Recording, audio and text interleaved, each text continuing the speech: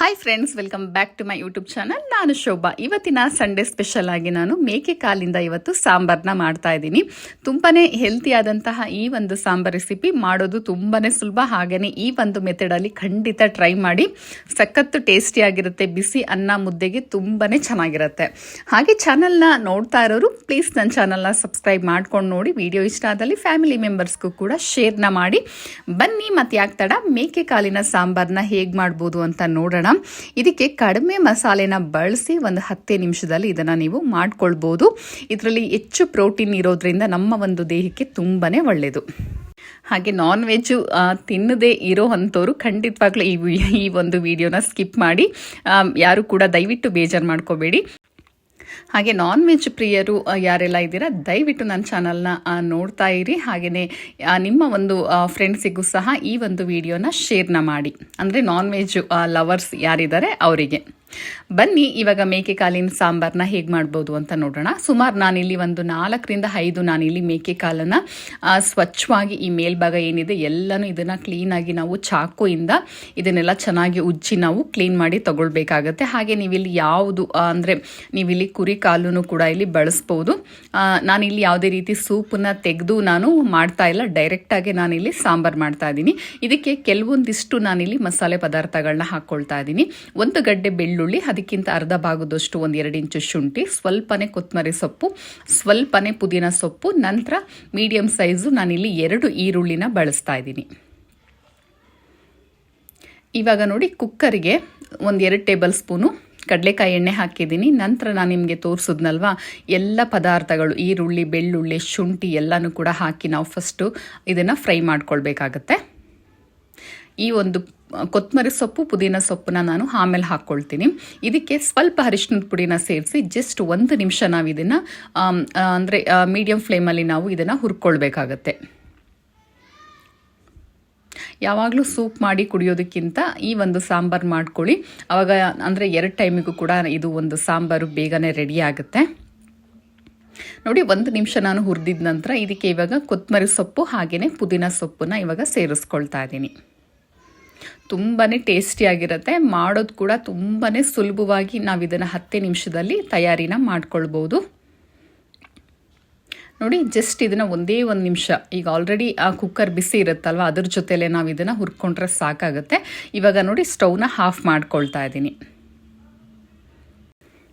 ನೋಡಿ ಸ್ಟವ್ನ already of ಮಾಡ್ಕೊಂಡಿದ್ದೀನಿ. ಇವಾಗ ನೋಡಿ ಜಾರಿಗೆ ಸೇರಿಸ್ಕೊಂಡಿದ್ದೀನಿ. 1-2 ನಿಮಿಷ ಇದು ತಣ್ಣಗಾದ್ರೆ ಸಾಕು. ಇವಾಗ ನೀರು ಹಾಕ್ತೇನೆ ಇದನ್ನು ರುಬ್ಕೊಂಡು ಬರಬೇಕಾಗತ್ತೆ. ನೋಡಿ ನೀರು ಹಾಕ್ಕೊಳ್ದೇನೆ ರುಬ್ಬಿದ್ದೀನಿ. ಇವಾಗ ಮತ್ತೆ ನಂತರ ನಾನು ಇದಕ್ಕೆ 2 ಟೇಬಲ್ ಸ್ಪೂನು ಕಡಲೆಕಾಯಿ ಎಣ್ಣೆ ಹಾಕಿದ ನಂತರ ಇವಾಗ ಕಾಳುಗಳೆಲ್ಲನೂ ಇವಾಗ ಕುಕ್ಕರ್ಗೆ ಹಾಕ್ಕೊಳ್ತಾ ಇದ್ದೀನಿ. ಹಾಗೆ ಒಂದಿಷ್ಟು ಕಲ್ಲುಪ್ಪು ಕೂಡ ಇವಾಗ ಹಾಕ್ಕೊಳ್ತಾ ಇದ್ದೀನಿ. ನಂತರ ರುಬ್ಬಿಟ್ಕೊಂಡಿರೋ ಅಂತಹ ಪದಾರ್ಥನ ಇದಕ್ಕೆ ನಾನು ಸೇರಿಸಿ ಜಸ್ಟ್ ಇದನ್ನು 1-2 ನಿಮಿಷ ನಾನು ಇದನ್ನು ಫ್ರೈ ಮಾಡ್ಕೊಳ್ತೀನಿ.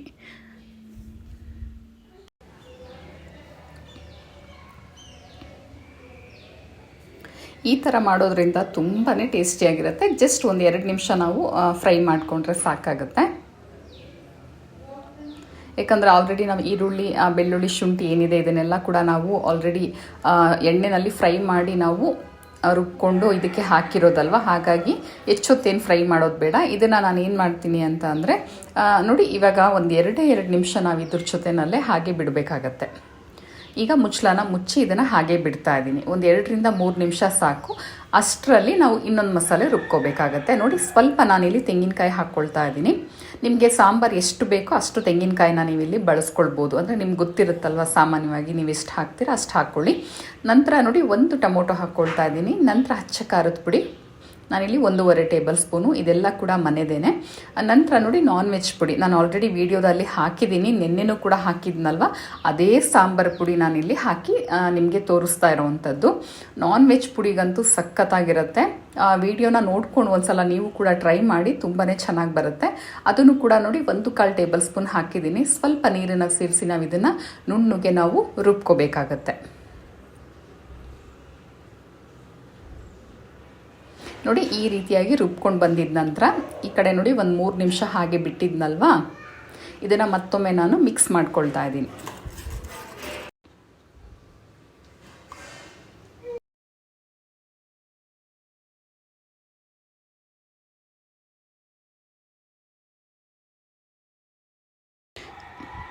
ನೋಡಿ ಒಳ್ಳೆ ಘಮ ಘಮ ಅಂತ ಇದೆ. ಇದಕ್ಕೆ ಇವಾಗ ರುಬ್ಬಿರೋ ಅಂತಹ ಮಸಾಲೆನ ಇವಾಗ ಸೇರಿಸ್ಕೊಳ್ತಾ ಇದ್ದೀನಿ.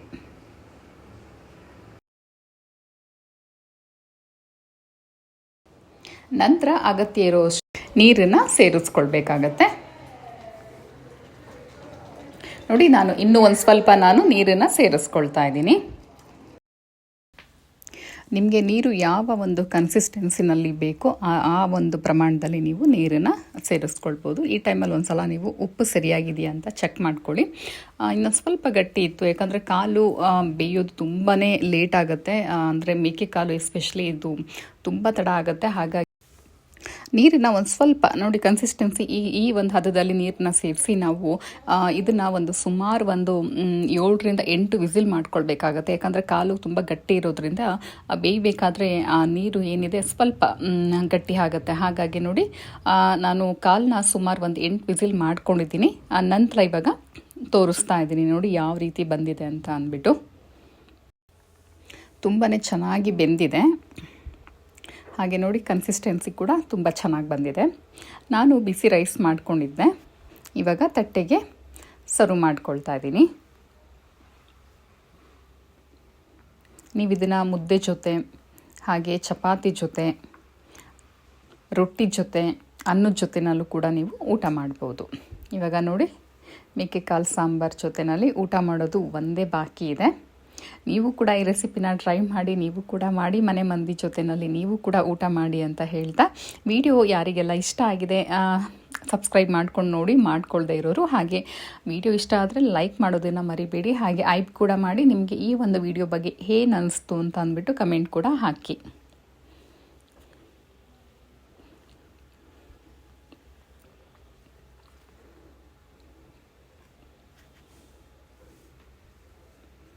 ನೋಡಿ ಕಾಲು ಕೂಡ ಎಷ್ಟು ಹದವಾಗಿ ಬೆಂದಿದೆ ಅಂತ ಅಂದ್ಬಿಟ್ಟು. ಧನ್ಯವಾದ ವಿಡಿಯೋ ನೋಡಿದ್ದಕ್ಕಾಗಿ ಎಲ್ಲರಿಗೂ ಕೂಡ.